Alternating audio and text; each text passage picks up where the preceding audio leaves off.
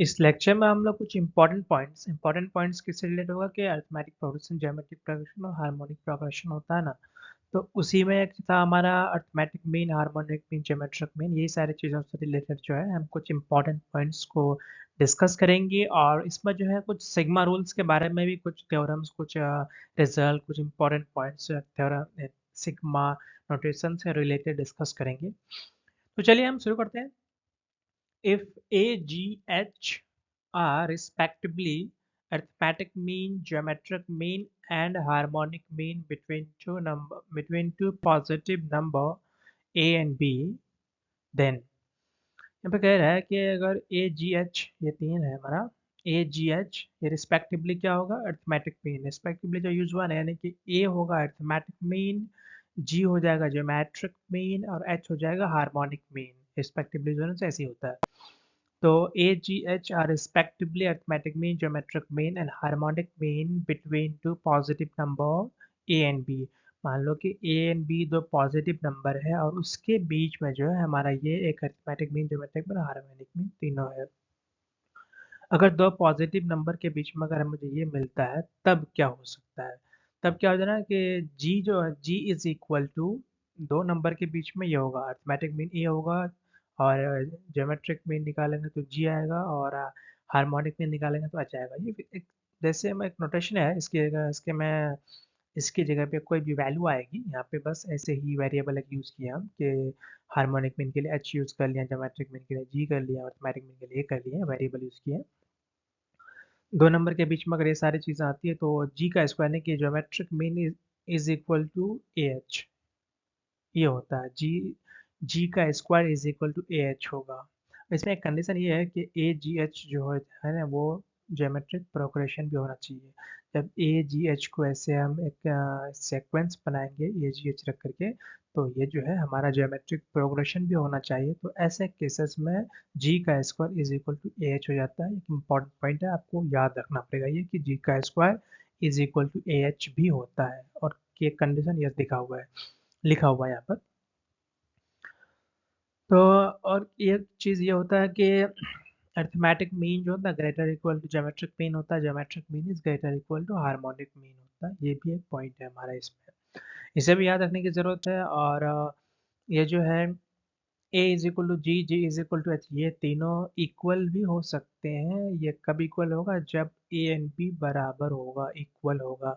यानी A and B क्या चीज़ है भाई, तो ए एंड बी वो दो नंबर है जिसके जो दोनों नंबर के बीच में हम arithmetic mean, geometric mean, harmonic mean find out कर रहे हैं, वो दो नंबर है। वो दो नंबर अगर बराबर हो जाता है तो इसका मतलब ये होगा कि हमारा अरिथमेटिक मीन, ज्योमेट्रिक मीन और हार्मोनिक मीन तीनों ही इक्वल होगा। जो भी होगा तीनों ही इक्वल होगा। चलिए कुछ इंपॉर्टेंट पॉइंट्स और भी हम डिस्कस करते हैं कि if A1 A2 dot dot A N तक है, मान लेते हैं कि हमारा A1 से लेके ए एन तक कुछ पॉजिटिव रियल नंबर है। ठीक है, कुछ भी मतलब ये एक तरह का सेक्वेंस है हमारे पास। तो इस सेक्वेंस में हम देख रहे हैं कि A1 से लेके ए एन तक है, तो इसका ये पॉजिटिव रियल नंबर दिया हुआ है यहाँ पर। पॉजिटिव रियल नंबर दिया हुआ है, इसमें से हम अरिथमेटिक मीन निकालेंगे। तो अरिथमेटिक मीन निकालने के लिए जो है मैं ये A1 से लेके एन को सारे को प्लस करते हैं, अपॉन एन करेंगे तो ये हमारा अरिथमेटिक मीन निकल जाएगा। एक तरह से ये आपका फॉर्मूला है, इसको आपको याद रखना है कि अगर हमारे पास इस A1 से लेके ए एन तक इस तरह से कुछ भी नंबर सेक्वेंस में अगर दिया हुआ है और अगर वो पॉजिटिव रियल नंबर है तो अगर मुझे अरिथमेटिक मीन निकालना होगा तो हमें ये वाला फॉर्मूला यूज़ करना पड़ेगा। और अगर दूसरी तरह ज्योमेट्रिक मीन निकालना होगा तो ज्योमेट्रिक मीन निकालने के लिए जो है हमारा ये फॉर्मूला यूज़ करेंगे A1 A2 dot dot dot dot A N, उस पे पावर है 1/n। तो अब हम हार्मोनिक मीन अगर निकालना होगा तो हम ये वाला फॉर्मूला यूज़ करेंगे n upon 1/A1 plus 1/A2 plus 1/A3, इस तरह से 1/an तक, और ये ऊपर में n है। तो ये फॉर्मूला आपको रिमेंबर करना पड़ेगा कि अगर हमें कुछ नंबर दिया हुआ है तो हमें अगर arithmetic mean, geometric mean, harmonic mean निकालना होगा तो फॉर्मूले तो यूज़ करने पड़ेंगे ना। तो ये फॉर्मूले हैं, याद करना पड़ेगा आपको।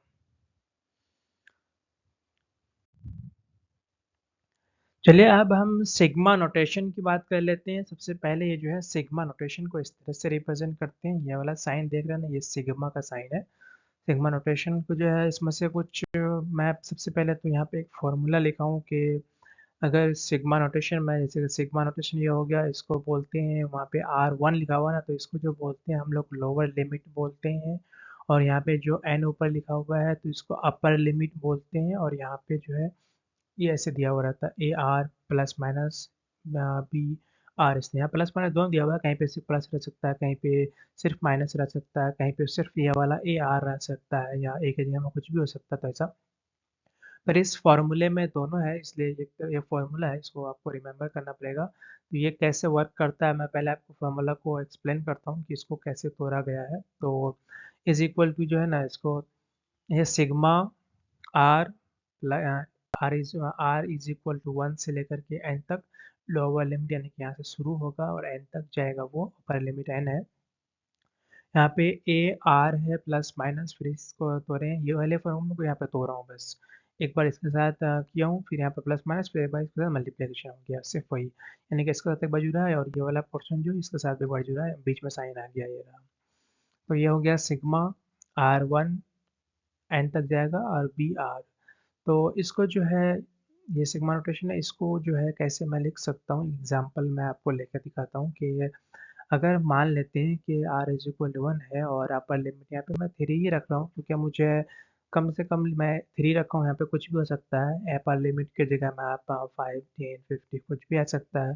पर मैं यहाँ पे 3 लिया हूँ ताकि मेरा ये स्लाइड में जो लिखने में आसानी हो, स्लाइड में अट जाए और समझ में भी आ जाए, इसलिए। तो यहाँ पे हो जाएगा AR प्लस माइनस BR, ये तो दिया हुआ है फॉर्मूले में। तो इसको तोड़ेंगे ना, तो यहाँ पे एक बार R1 है तो एक बार यहाँ पे 1 रखेंगे, एक बार यहाँ पे 1 रखेंगे, तो ये हो जाएगा A1 प्लस माइनस B1, ये हो गया 1 का काम। फिर एक बार हो गया तो आप R2 लेंगे हम। 1 से शुरू है लेकिन जाना कहाँ तक, N तक जाना है। तो फिर हमें R2 लिया एक बार, A2 प्लस माइनस B2, ये भी हो गया। फिर R1 R2 ले लिए, हमें R3 लेंगे, जाना भी हमें कहाँ तक है, 3 तक है, तो यहाँ लेंगे A3 प्लस माइनस B3, हो गया। यहाँ पे 3 तक है, अगर 5 तक होता तो फिर और भी हम लेते, A4 भी लेते, A5 भी लेते, लेकिन हमारे पास तो अभी मैं यहाँ पे 3 तक ही रखा हूँ, तो यहाँ 3 तक ले लिए। तो यहाँ पे एक चीज़ और है कि ये प्लस माइनस का साइन है ना, तो एक बार मतलब इसको ऐसे लिखा, इसको मैं यहाँ पे प्लस माइनस के साथ ही लिखा हूँ। लेकिन इसको अगर आप अलग अलग भी लिख सकते हैं, जैसे कि एक बार प्लस वालों के साथ सारा सबके बीच में प्लस रख के एक बार लिखा हूँ, एक बार सबके बीच में माइनस रख के लिखा हूँ, तो ऐसे लिखा जाता है इसको अगर और फर्दर तोड़ना हो तो। और एक बार ये आती है कि जब भी समेशन सिग्मा, जो सिग्मा होता है, सिग्मा नोटेशन जो है, तो जब भी हम करेंगे तो यहाँ पे सिग्मा में समेशन होता है, तो यहाँ पे प्लस का साइन यूज़ कर रहे हैं हम। और यहाँ पे प्लस माइनस इसलिए यूज़ कर रहा हूँ क्योंकि यहाँ जो दिया हुआ है वही। और यहाँ पे प्लस, यहाँ पे प्लस का साइन यूज़ करेंगे, यानी कि R1 ली, R1 के साथ एक बार हो गया, तो जब R2 शुरू करेंगे ना, यहाँ पे R2 लेंगे तो उसके बीच में यहाँ पे प्लस का साइन यूज़ करते हैं। चलिए एक आसान सा एक और भी मैं आपको समझाता हूँ। ये सिग्मा वही वाला चीज़ है, बस यहाँ पे सिर्फ ए रखा हूँ मैं ताकि आसान हो समझने में। तो सिग्मा I1 एन तक जाना है मुझे, और AI1 है, यानी कि यहाँ पे पुट करेंगे, I1 रखेंगे, I2 रखेंगे, I3 रखेंगे, I4, I5, IN तक जाएंगे। तो उसी को यहाँ पे लिखते हैं A1 I1, तो यहाँ पे 1 रखा मैंने, A1 हो गया, 1 रखेंगे तो A1 होगा ना। फिर ये सब जो सिग्मा नोटेशन की वजह से, तो ये प्लस मैंने दिया है क्योंकि यहाँ पे समेशन हो रहा है, तो प्लस दिया हूँ यहाँ पर। फिर I1 तो ले चुका हूँ मैं, अब I2 लूँगा तो A2 हो गया, फिर प्लस का साइन। हाँ, फिर I3 लेंगे तो I3, फिर ऑटोमेटिक से सिग्मा नोटेशन, यानी कि समेशन की वजह से प्लस का साइन। उसके बाद इसी तरह से कंटिन्यू चलता रहेगा, कब तक करेंगे हम, AN तक करेंगे, AN तक, एन की वैल्यू जितने भी आ जाए वहाँ तक चलेंगे हम। तो इस तरह से इसको, ये वाला दिया हुआ रहेगा आपको, तो आपको इस तरह से निकाल के सम करना होगा। सिग्मा नोटेशन में एक और भी ये पॉइंट है कि जैसे ही ये सिग्मा नोटेशन है R1 N तक, और यहाँ पे K है और AR है, तो ये यहाँ पे जो K है ना, अगर ये K कांस्टेंट रहे, K कांस्टेंट यहाँ पे मैं लिख देता हूँ, K क्या है, कांस्टेंट। अगर K कांस्टेंट रहेगा ना, तो ऐसे केस में K को आप बाहर भी कर सकते हैं, जैसे कि ये पहले अंदर था, तो K को आप बाहर भी कर सकते हैं, ठीक है। बाकी सब वैसे ही रहेगा, बाकी सब अभी भी है सिग्मा नोटेशन का जो जैसे वर्क करता है वो तो वैसे ही वर्क करेगा, लेकिन जो के कांस्टेंट है उसको बाहर कर देंगे। उसके बाद यहाँ पे इसके सिग्मा नोटेशन को एज इट इज रख देंगे। सिग्मा नोटेशन का जो जैसे ये वर्क करता है, सी वाला जैसे बताया हूँ मैं, जैसे वर्क करता है उसका वो सारे सिग्मा नोटेशन के हिसाब से कैलकुलेट करके के से मल्टीप्लाई कर देंगे, हो जाएगा। वही चीज़ यहाँ भी है कि अगर R is equal to one के और एन तक जाना है मुझे, यहाँ पे सिर्फ के कॉन्स्टेंट है, इसके साथ कुछ भी नहीं है, तो ए आर था ना, यहाँ पे कुछ भी नहीं है, तो ऐसे केस में जो है सिर्फ आप एन और के को मल्टीप्लाई कर देंगे, ये के और ये एन दोनों को मल्टीप्लाई कर देंगे और के इज कॉन्स्टेंट। ये कुछ इंपॉर्टेंट थ्योरम्स या रिजल्ट जो कहना चाहें इस तरह से वर्क करता है ये, कि अगर के कांस्टेंट है यहाँ पर तो के बाहर आ जाएगा, बाकी जो सिग्मा का जो फंक्शन है वो इसके हिसाब से कैलकुलेट करके के से मल्टीप्लाई कर देंगे। यहाँ पे वही है कि यहाँ पे सिर्फ कांस्टेंट है तो यहाँ पे एन और के का मल्टीप्लिकेशन हो जाता है। ठीक है, चलिए आगे चलते हैं। कुछ इंपॉर्टेंट पॉइंट, कुछ इंपॉर्टेंट रिजल्ट्स को हम लोग डिस्कस करेंगे, तो चलिए देखते हैं क्या हमारा रिजल्ट। पहला रिजल्ट है कि sum of the first N natural number. Sum of the first N natural number है तो इसको सिग्मा की मदद से अगर निकालना चाहें तो ये ऐसे लिखा जाएगा इसको, R is equal to one, R यहाँ पे आर दिए, यहाँ पे R is equal to one, यहाँ पे आर दिए और यहाँ पे एन है, इस तरह से लिखा जाता है। यानी कि आप जो है आर, यहाँ पे आर है ना, यहाँ R is equal to one, lower limit one है, यानी कि वन से शुरू होगा, वन, यहाँ पे आर वन आर टू, ये आर है तो आर की जगह में वन रखेंगे, टू रखेंगे, थ्री रखेंगे, फोर रखेंगे, फाइव रखेंगे, एन तक जाएंगे, तो निकालना भी मुझे एन नेचुरल नंबर है। और उसको इस तरह से भी लिखा जाता है कि N bracket N plus one upon two, N की वैल्यू जो भी आएगा और एन प्लस वन की वैल्यू दोनों को मल्टीप्लाई करके टू से डिवाइड कर देंगे, तो फिर हमारा जो है ये निकल जाता है sum of the first N natural number. उसी तरह से कुछ दूसरा रिजल्ट है हमारे पास, sum of the square of the first natural number. First natural number का स्क्वायर करेंगे हम, फिर उसका सम करेंगे, ऐसा है। तो सबसे पहले जो उसको इस तरह से लिखते हैं, R is equal to one, तो यहाँ पे आर वन रखेंगे, आर की जगह वन रखेंगे, टू थ्री फोर फाइव, सबका स्क्वायर करेंगे। फिर इसका एन तक रखेंगे, आर की जगह में एन तक रखेंगे। फिर उसका मुझे सबका स्क्वायर करने के बाद समेशन करना है, तो डायरेक्ट उसका ये वाला फॉर्मूला भी है, N N plus one two N plus one upon six, ये डायरेक्ट फॉर्मूला भी है और सिग्मा में इस तरह से उसको लिखा जाता है। चलिए आगे चलते हैं हम, एक है sum of the cubes of the first natural number. तो आप वहाँ पे पहले नेचुरल नंबर का निकाला, स्क्वायर का निकालिए, अब क्यूब का निकालेंगे, यानी कि क्यूब फर्स्ट नेचुरल नंबर का क्यूब करेंगे, उसका समेशन करेंगे। तो ये समेशन में तो उसको इस तरह से लिखते हैं, R is equal to one, summation का साइन है, एन तक जाएंगे, अपर लिमिट एन तक हमारा और आर क्यूब, और उसी को जो है डायरेक्ट इसमें निकालना हो बिना शॉर्ट में, तो इसको इस तरह से ये फॉर्मूला है हमारा कि N square N plus one whole square upon four. अब देख रहे हैं यहाँ भी स्क्वायर है, यहाँ भी स्क्वायर है और ये भी टू का स्क्वायर है, तो इसको इस तरह से भी लिखा जा सकता है, सबका स्क्वायर को कॉमन ले लिए। ठीक है, देखिए रिजल्ट ये भी है कि अब आर पे पावर अगर फोर है तब समेशन करना हो तो उसके लिए ये फॉर्मूला है हमारा।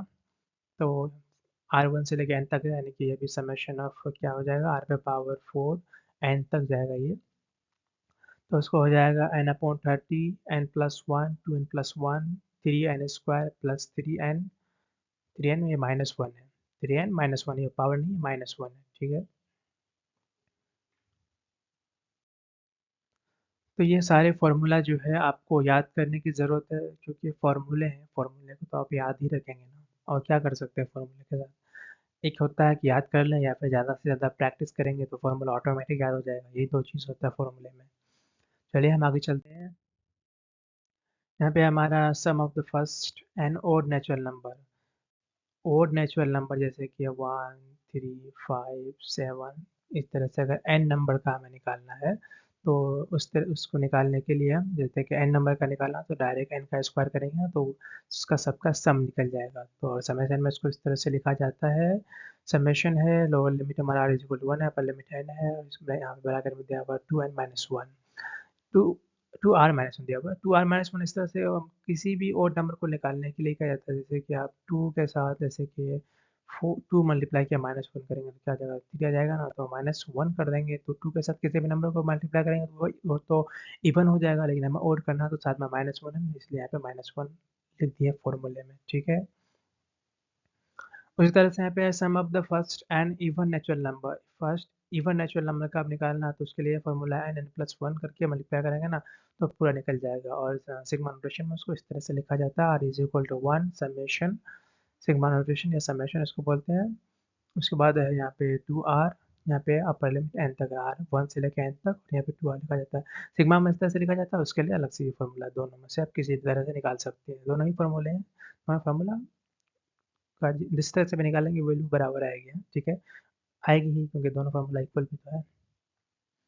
चलिए, इस तरह से हमारा जो है कुछ इंपॉर्टेंट पॉइंट है, कुछ फॉर्मूले याद मैंने देख लिए, समझ लिए, और आपको इसमें से बहुत सारी चीज़ें पहले से पता है, ये भी मैं जानता हूँ, पता होगी ही, क्योंकि बहुत सारी चीज़ें रिवाइज होती रहती है ना, तो ये सारी चीज़ें जो है आप कहीं तो 10th 9th में ही स्टडी कर चुके होंगे बहुत सारी चीज़ों को।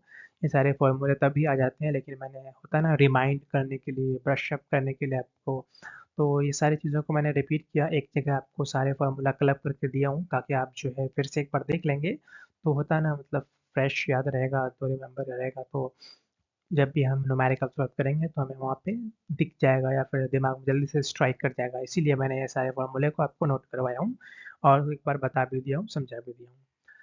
तो आपको सारे फॉर्मूले अपने नोटबुक में याद लिखने हैं और याद करने हैं आपको, फिर क्योंकि फॉर्मूले हैं, याद नहीं रखेंगे तो आपका फिर स्पीड नहीं बढ़ेगा, न्यूमेरिकल सॉल्व नहीं होगा, तो याद करना ही है। चलिए, फिर आप मिलेंगे अगले लेक्चर में, उससे पहले मैं आपसे ये कहना चाहूँगा कि आपको अगर लेक्चर पसंद आता है तो आप चैनल को सब्सक्राइब कर दीजिए और अपने दोस्तों के साथ शेयर कर दीजिए। चलिए, फिर मिलते हैं हम लोग अगले लेक्चर में।